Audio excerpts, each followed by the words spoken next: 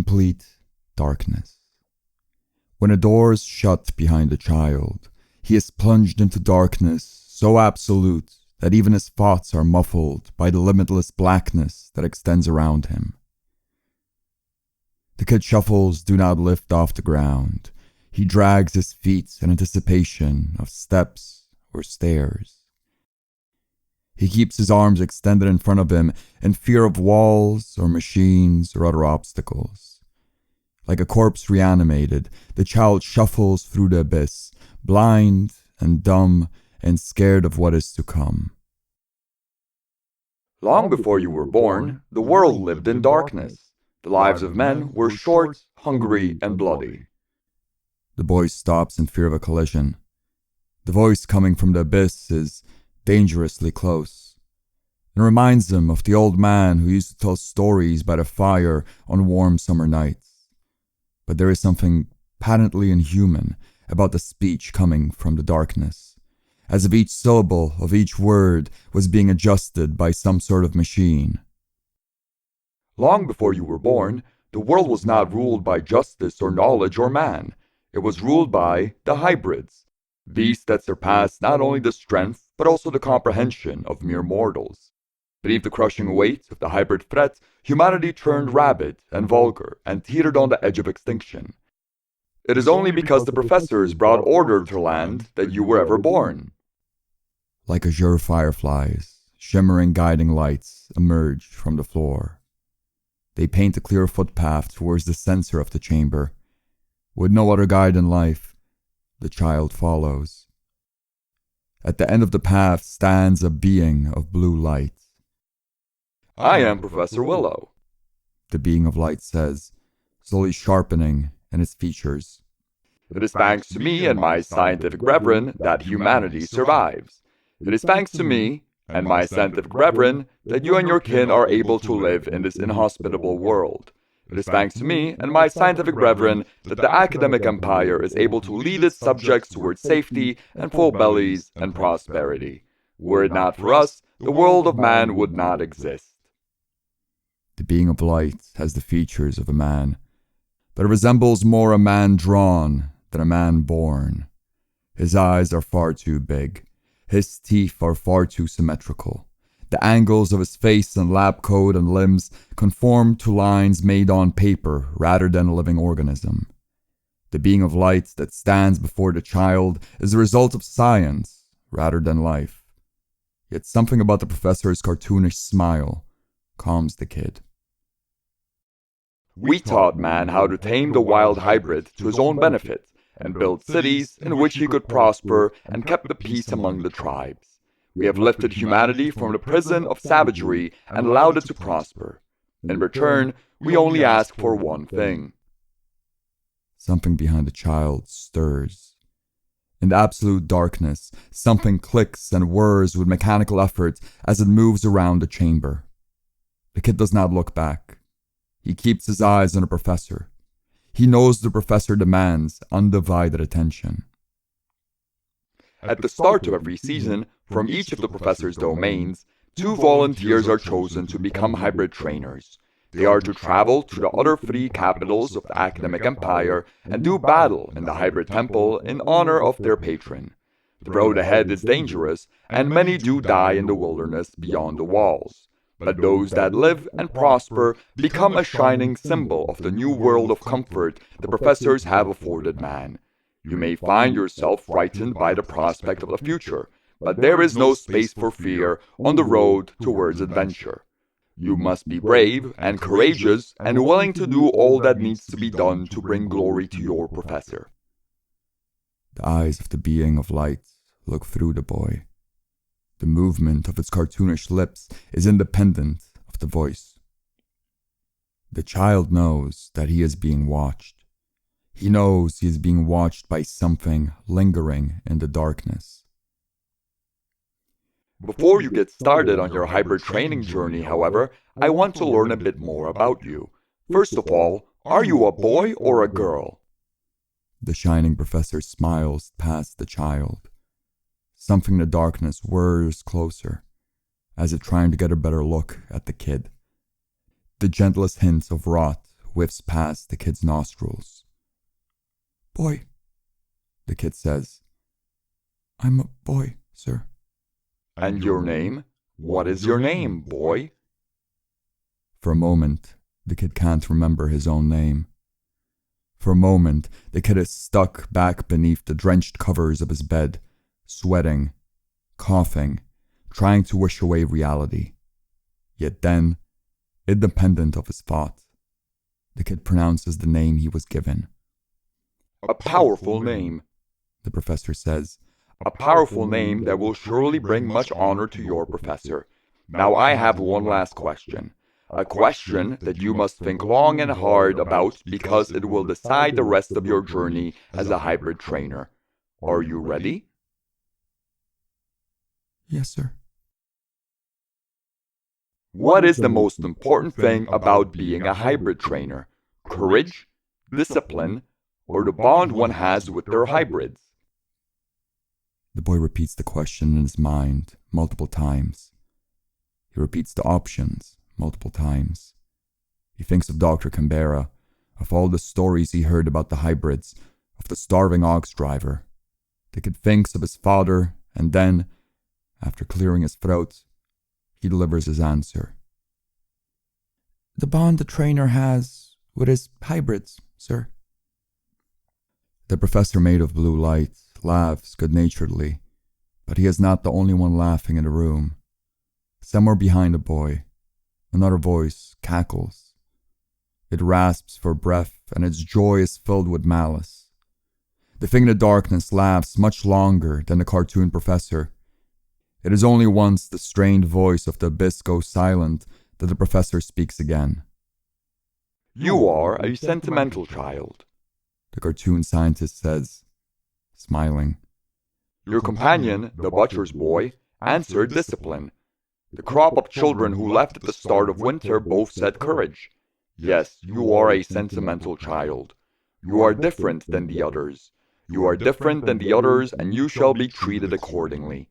Present your HC device. The metal box lands in the boy's palm and inflates without any issue. A quiet confidence with the HC device starts to burn in the kid's chest, but out of the shadows comes something that nearly causes him to drop the metal box. An appendage of metal and wire and throbbing bluish-black flesh. The thing emerging from the abyss is most certainly not a hand, but its inhuman tendrils bear the slightest of resemblance to digits. Between its inhuman thumb and inhuman pointer finger, the appendage holds an HC device of its own. Unlike the plain black design of the kid's HC device, the box the eldritch appendage holds glows with a shivering blue light and is plated in metal the color of dusk. Slowly, with an almost inhuman gentleness, the mess of wires and lights descends to the boy's hands. The two HC devices hum and vibrate as life travels across them. The stench of rot returns. It hovers behind the boy, growing stronger and stronger. The kid feels his stomach turning. A cough wrapped up in a dry heave threatens to leap out of his throat, but then, just as the boy's HC device grows ever so faintly heavier, the stench of rot retreats. The transfer is complete, says the smiling professor of light as the eldritch claw pulls back into the darkness. Why don't you release your hybrid so you can properly appreciate the present the professor has given you? The kid stays frozen. He tries to count the seconds beneath his breath. He can't. The question of what is hiding in the darkness beyond is far too much for his mind to bear. Another cough starts to crawl up his throat. The transfer is complete, the professor of light repeats. Why don't you release your hybrid so you can properly appreciate the present the professor has given you? The cartoon scientist before him is still smiling, but all the warmth has drained from his voice. Another torrent of clicks and whirs sounds off behind the boy. Whatever is hiding in the darkness is coming closer. The stench of rot returns. That need to empty the lungs returns. Before the kid relents to his body and coughs, however, the words of the aux driver burn across his mind. Professor Willow likes them healthy. He likes them if they look like winners. I can't, sir, says the kid, gathering his courage. Dr. Canberra said that when a new hybrid enters the HC device, I should wait 3 minutes before releasing it. The thing behind the kid laughs before the cartoon scientist.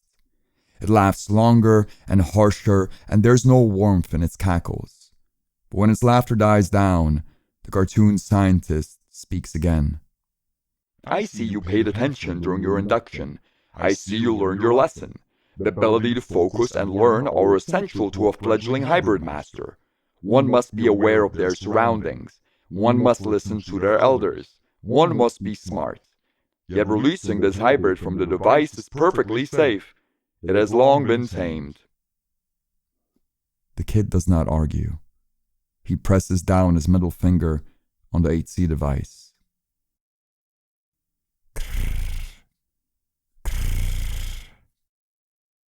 It sits before him on 6 vine-covered paws. Beneath the hybrid, the floor shines a bright baby blue, fully illuminating the creature. For a moment, the hybrid's eyes explore the floor, but it soon looks up at the kid. It's got the eyes of a cat. A cute, lovable, 6-legged cat with a giant rosebud on its back. The kid is immediately enamored with the hybrid put into his trust, but he doesn't forget about the cartoon professor or the thing hiding in the darkness. The boy produces the H-Dex and aims it at the cat-eyed creature. Hybrid GA007, commonly referred to as wine fur. If given enough attention, the plant mass on GA007's spine will grow into a powerful flower that can be utilized in battle. Rarely found in the wild, weak against fire and frost. The cartoon professor laughs, alone. I see Dr. Canberra has indeed taught you well. Yes, the encyclopedia is the first thing you should reach for when you find a new hybrid. Now there is only one lesson left before you're ready for the final exam. This wine fur may seem cute, but it can be raised to become a deadly weapon. The need to compete in battle lies hidden in the heart of every hybrid. The creatures may differ in every aspect, but this one thing they all share in common. It is in their nature to fight. Without a trainer, however, the hybrid is useless. They are a weapon, but every weapon must be aimed. Another circle of blue light appears not far from the wine fur. The creature which appears in the room is familiar to the child, but he still takes out his H-Dex. He wants to make a good impression. Hybrid GB027, commonly known as rustlers or mummers, can often be found in forested areas next to footpaths, poisonous, weak to flames and blunt force.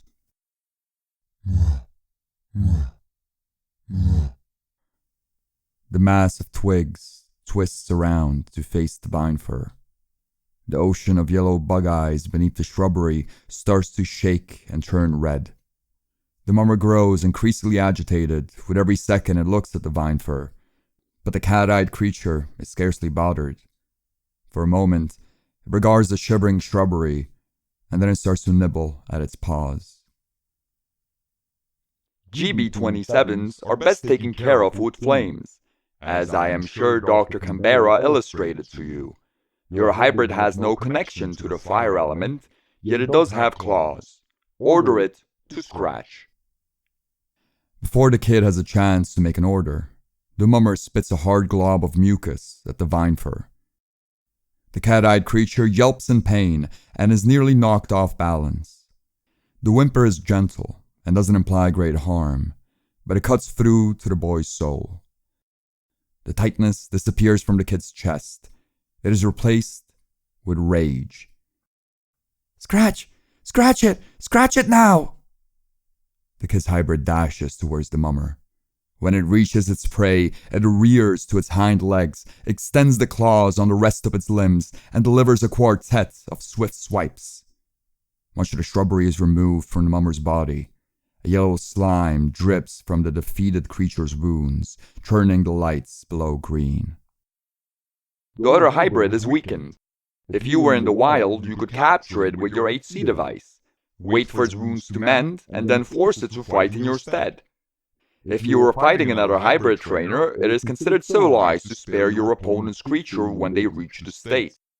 Yet there is no trainer and you have no use for a GB-27. Deliver the killing blow. The kid doesn't hesitate. He knows the professor does not like hesitation. Scratch! He yells. The Vineford delivers one last swipe at the mummer, splitting the grey blob into the darkness like a torn gut. Without any pause, the cat-eyed creature descends to all 6 paws and licks the mummer's innards as if they were spilled milk. The green bulb on the Vineford's back quivers as a pink flower sprouts out. Well done, the cartoon professor says. With each battle, your hybrid grows more powerful. If you take care of it well and don't let it go soft, it will be ready to compete in any of the hybrid temples across the academic empire. Yes, sir. Now return the hybrid to your HC device. It is time for the final test before you venture to your first temple. The cartoon professor says. A hybrid battle against the Butcher's Boy.